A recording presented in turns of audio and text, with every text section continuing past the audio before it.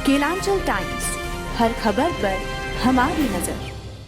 नमस्कार जोहार, आप देख रहे हैं केलांचल टाइम्स। मैं हूं मोहन कुमार। हम आपको बता दें कि कल छठे चरण का चुनाव यानी लोकसभा चुनाव होने वाले हैं और रांची में 25 मई को मतदान होने हैं। इसको लेकर पूरी तरह से तैयारी की जा चुकी है। वहीं प्रत्याशी भी जो है अपने मताधिकार का प्रयोग करेंगे। तो हमारे साथ प्रत्याशी है रांची लोकसभा क्षेत्र से लोकहित अधिकार पार्टी के प्रत्याशी हरिनाथ साहू जी। हरिनाथ साहू जी, सबसे पहले तो हमारे चैनल में स्वागत है आपका।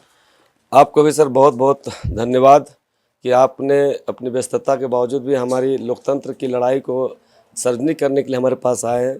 और साथ ही हमारे सभी दर्शक लोकसभा रांची के सभी हमारे सम्मानित मतदाताओं को भी मैं नमस्कार और जोहार करता हूं, जो इस लोकतंत्र के महापर्व में कल हम लोग का भागीदारी करेंगे और इस बदलते दौर में हमारी जो विचारधारा है उसको समर्थन करेंगे। अच्छा, कल मतदान होने वाले हैं, इसको लेकर आप कितने उत्साहित हैं? बहुत उत्साहित है। जैसे सारे मतदाता उत्साहित है, मैं भी मतदान करूंगा। सबसे पहले तो मैं अपना मतदान करूंगा, इस बात का खुशी है। और दूसरी बात है कि जो लंबे समय से पिछले लगभग 1 वर्षों से जिस सामाजिक न्याय यात्रा मैं गांव-गांव में निकाला हूं, जन जन अभियान के तहत, आज मुझे बेहद खुशी हो रही कि वो दिन आज आ गया है जिस पर लोग अपना समर्थन देंगे। निःशुल्क शिक्षा और निःशुल्क चिकित्सा, जाति जनगणना करके अपनी हिस्सेदारी की बात समझाने की जो मैं कोशिश किया हूं, इस देश के अंदर में लोकतंत्र और संविधान की रक्षा का जो मैं जन जन अभियान कर रहा हूं, आज इस अपने वोट के द्वारा इस लोकतंत्र, इस संविधान और हमारा देश का सबसे बड़ा महापर्व 2024 लोकसभा चुनाव में अपनी भागीदारी सुनिश्चित करेंगे। और निश्चित रूप से हमारी पार्टी लोकहित अधिकार पार्टी, जिसका चुनाव चिन्ह सेब छाप है, क्रम संख्या 17 जो दूसरे ईवीएम के सबसे ऊपर भाग में है। मैं सभी मतदाताओं से पुनः एक बार अपील करता हूं कि अब दौर बदल चुका है। काफ़ी समय हम लोग ने मूर्ख बना है। आज़ादी के 75 साल बीत चुका है। आज समय है कि हम जाति धर्म के उससे ऊपर हट करके अब शिक्षा पर ध्यान दें। सभी को निःशुल्क शिक्षा मिले, सभी स्तर का शिक्षा निःशुल्क मिले। चिकित्सा चाहे कितना भी बड़ा से बड़ा बीमारी, असाध्य बीमारी हो, इलाज में 1 रुपया भी पब्लिक का ना लगे, वो सरकारी खर्च पर हो। इस बात का मुहिम हम लोग चला रखा है। इस देश का अंदर में अब जिसकी जितनी जनसंख्या उसको उतनी हिस्सेदारी मिले, इसलिए जाति जनगणना समय की मांग है। और संविधान की पढ़ाई आज किसी स्कूल कॉलेज में नहीं होती है, जो महाकाव्य है जिससे सभी वर्गों को समान अधिकार मिलता है, हम एक समान आगे बढ़ने का अवसर देती है, अधिकार देती है। उस महाकाव्य की पढ़ाई कहीं पर नहीं होती है। हमारी पार्टी का स्पष्ट मैनिफेस्टो में है कि हमारी पार्टी अगर जीत के आती है तो सभी स्कूल कॉलेजों में अनिवार्य रूप से पाठ्यक्रम में शामिल करेंगे संविधान को। और जितनी भी कंपनियाँ जो सरकारी संरक्षण में सरकार के द्वारा उसको निबंधन प्राप्त किए हुए लाइसेंस के द्वारा हमारे भोले भाले गरीब असहाय अशिक्षित जनता की गाढ़ी कमाई को करोड़ों करोड़ रुपये लूट करके 10-15 साल तक लूटपाट मचा करके और वो सरकारी संरक्षण में दुबक के बैठे हुए हैं, उन तमाम लोगों के, चाहे वो सहारा इंडिया के पैसा हो, चाहे पल्स इंडिया के पैसा हो, चाहे ऐसी तमाम चिटफंड कंपनियों का पैसा को सम्मान सहित ब्याज सहित जनता को वापस दिलाना, ये मेरी प्रमुखता से है। और उसके साथ साथ महिलाओं को 50% आरक्षण के साथ हर क्षेत्र में, चूँकि आधी आबादी हमारी माँ हमारे बहनें हैं, उसे क्यों नहीं आधा अधिकार मिल, ऐसे सरकारी घोषणा करती है जैसे उसको भीख दे रहा है। तो मैं सम्मान से चाहता हूं कि हमारी माता बहनें, नारी शक्ति को, आधा आबादी को 50% आरक्षण मिले, सभी क्षेत्रों में उनको अवसर मिले बढ़ने का।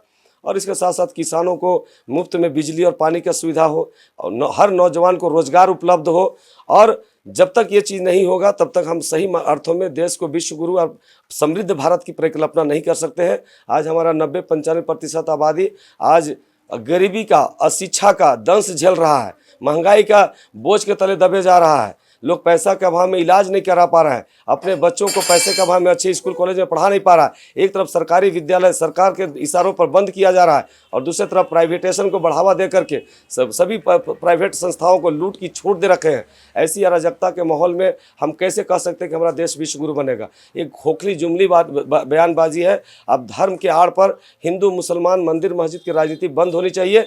अब शिक्षा के लिए, रोजगार के लिए, महंगाई के लिए, बेरोजगारी के लिए, भ्रष्टाचार के लिए अब राजनीति करने का समय आ चुका है। आइए मतदाताओं, साथ दीजिए, सामाजिक न्याय के इस अभियान से जुड़िए और सेब छाप को बटन दबाकर भारी से भारी मतों से विजय बनाए। निश्चित रूप से बिना भेदभाव किए हुए सभी के बच्चों को एजुकेशन और हेल्थ पर हम लोग काम कर रहे हैं। बहुत बहुत धन्यवाद। अब हरिनाथ जी, एक सवाल है कि व्यवसायी से राजनीति का जो सफ़र है वो कैसा रहा? देखिए, व्यवसाय तो जीने खाने का एक साधन है। बिना चूँकि आज अगर मान चलिए, आज मेरा एगो छड़ सीमेंट का दुकान है छोटा सा, और इसी से मेरा व्यापार से मेरा परिवार चलता है। और आज मैं राजनीतिक बहुत तरह का हमको भयाध्वान किया गया कि भाई आप राजनीतिक क्षेत्र में आओगे, पैसा कहाँ पाओगे, कहाँ से करोड़ रुपया आएगा, एक सांसद चुनाव लड़ने के लिए 10 करोड़ 20 करोड़ रुपया चाहिए। मैं बहुत मुश्किल से हिम्मत किया, चूँकि जब मैं न्याय यात्रा निकाल रहा था गाँव में, तो लोगों ने मुझे विश्वास दिलाया, भरोसा दिलाया कि हम लोग पैसा नहीं लेंगे, आप लड़िए तो हम लोग आपको साथ देंगे। और मैं आभार हूँ उन ग्रामीणों का, उन लोगों का मैं ऋणी हूँ हृदय से, कि जिनके भरोसे पर, जिसके विश्वास से आज मैं इस जगह खड़ा हूँ। तो उनका देन है कि आज मुझे कोई 1 रुपया भी कोई हमसे मांगा नहीं जा रहा है, बल्कि अपने पैसा खर्च करके लोग कैंपेनिंग भी चला रहे हैं, यहाँ तक कि झंडा बैनर भी बना रहे हैं। और मुझे बेहद उत्साहित है कि आज जनता जाग चुकी है, जनता में वो लोकतंत्र की ताकत को महसूस हो रहा है। और मैं बदलते दौर में दावे के साथ कह सकता हूं कि आने वाले समय में सभी भ्रष्टाचारियों का, सभी धर्म के ठेकेदारों का राजनीतिक दुकानदारी बंद होने जा रही है। लोक हित अधिकार पार्टी सामाजिक न्याय का एक उलगुलान है, एक आंदोलन है। आने वाला समय सिर्फ और सिर्फ सामाजिक न्याय का होगा, लोक हित अधिकार पार्टी का होगा। इसलिए मैं सभी से अपील करता हूँ कि पुनः एक बार आइए, इस अभियान से जुड़िए और इस देश को, इस लोकतंत्र को, भारतीय संविधान को बचाने की मुहिम में जुड़िए। हमारे भ्रष्ट और लुटेरों के खिलाफ एक आंदोलन है, इसके खिलाफ हम सभी लोग एकजुट होकर लड़े। निश्चित रूप से हमें न्याय मिलेगी, हमें अधिकार मिलेगी, और हम सब मिलकर के एक समृद्ध भारत की परिकल्पना करते हुए हम असली विश्व गुरु बनाने की दिशा में आगे बढ़ेंगे। अंतिम सवाल, जीत को लेकर कितने आश्वस्त हैं? हमारी हार होना ही नहीं है, योद्धा कभी हारता नहीं है। हमारा ये आंदोलन लगातार चलेगी। 2024 हो सकता है कुछ राजनीतिक दलों का लक्ष्य होगा 2024, एन केन प्रकारेण आगे बढ़ेंगे। अंतिम सवाल, जीत को लेकर कितने आश्वस्त हैं? हमारी हार होना ही नहीं है, योद्धा कभी हारता नहीं है। हमारा ये आंदोलन लगातार चलेगी। 2024 हो सकता है कुछ राजनीतिक दलों का लक्ष्य होगा 2024, एन केन प्रकारेण पैसा पावर का प्रयोग करके उसे जीतना है। हरिनाथ साहू और लोक हित अधिकार पार्टी किसी हार जीत का हिस्सा नहीं है। लोक हित अधिकार पार्टी सामाजिक न्याय का एक उलगुलान है, एक आंदोलन है। और एक उलगुलान आंदोलन कभी मरता नहीं है, कभी हारता नहीं है। हमारा जीत सुनिश्चित है। और बाकी जिनको डर खौफ पैदा हुआ है, वो अपने पैसों अपने दुरुपयोग करके भोली भाली कमज़ोर गरीब जनताओं को प्रभावित करने की कोशिश कर रहे हैं। ये चीज़ बहुत दिन तक चलने वाली नहीं है। आज न कल इनकी दुकानदारी बंद होना है। और लोक हित अधिकार पार्टी सामाजिक न्याय का आंदोलन जिंदाबाद रहेगा, और जिंदाबाद का गूंज पूरे देश में गूंजेगा। चलिए, बहुत बहुत धन्यवाद। धन्यवाद सर। तो ये थे लोक हित अधिकार पार्टी के प्रत्याशी हरिनाथ साहू जी, जिन्होंने अपनी बातों को रखा है और जीत को लेकर पूरी तरह से आश्वस्त है।